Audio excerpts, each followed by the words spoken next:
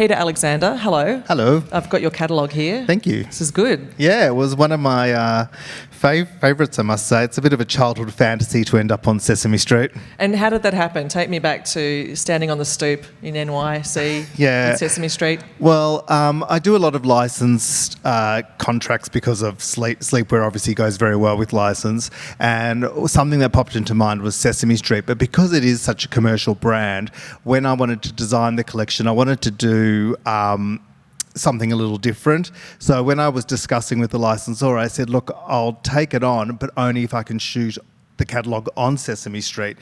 And she said to me, well, no, they actually don't let commercial properties onto the Sesame Street. And they've never let commercial properties on, is that right? So that's correct, first time. yes. That's amazing. So I said, well, I might be able to twist their arm. So I hopped on a plane and went to New York and spoke to the team at Sesame Street, and luckily they had never slept with an Australian before, so I did my best, and guess what? I was allowed on Sesame Street. And what was it, I mean, other than the fact that, yes, it's a great opportunity and it's a natural fit, I suppose, for children's sleepwear for Peter Alexander, for the brand, what was it about them, I suppose, that you realised that this was what you had to do to, to even hop on the plane to get them over the line? Sure.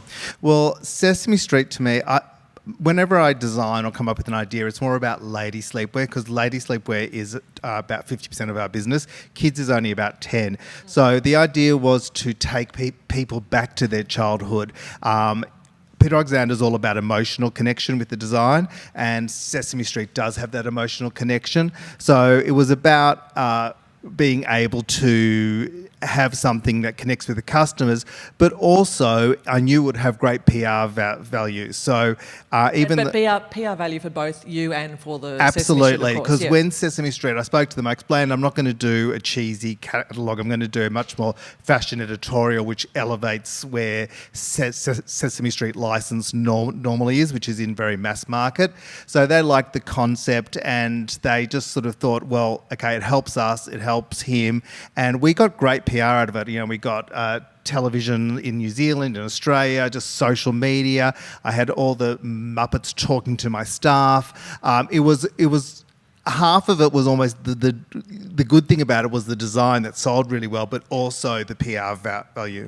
So you talk about PR value, which means that actually equates to sales, yes. I assume. Yes. So what is that for you? And perhaps I'm curious to see how that might actually work for, Sesame Street too, how that might actually change their sales. Right.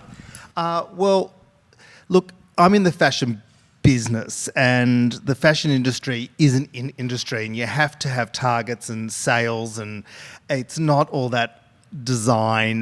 Design's part of it, but there's also a lot of business strategy. So we thought, I suppose we sort of stagger our licenses because we don't want to look like a mass market brand, and our business sales definitely did go up and reach our targets for Sesame Street. Probably not as much in the men's as we thought, but in the ladies and the kids.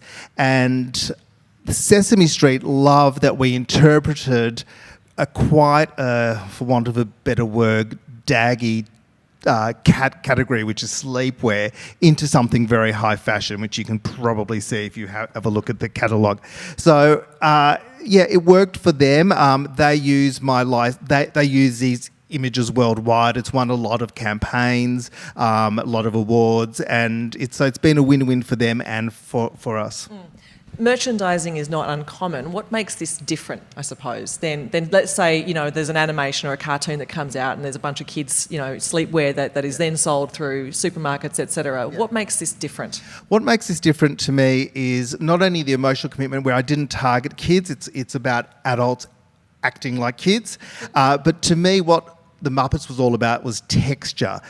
So I had a great time with being able to try, when you walk into a store, to be involved in that soft, fluffy, which the Muppets are. So we did a lot of dressing gowns, which weren't designed really to sell. They were more window grabbers and more sort of fluffy things to touch in store. So we try and get, not only in our design, but a tactile feel, so you feel like you're in Sesame Street. So design's very multi-layered. It's about emotion, it's about tactile, we even had certain smells of candy going through the store. So it was really to enhance your childhood and think, oh, I felt so comfortable back then.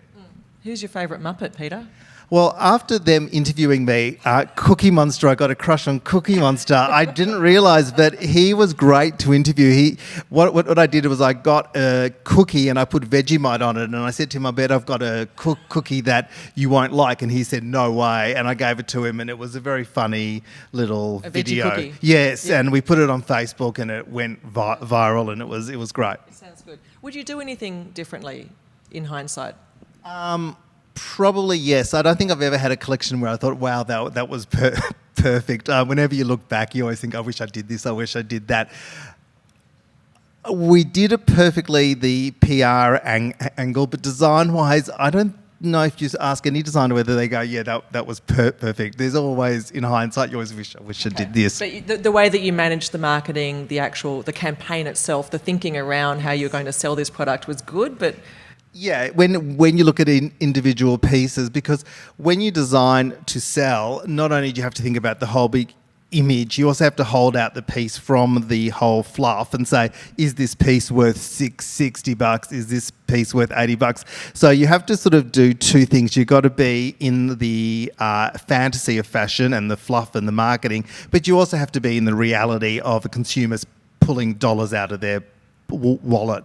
So you sort of have to have both ends, and that's the balance of, I suppose, being a good commercial designer. Peter Alexander, fantastic to speak with you. Thank you. Thank you very much.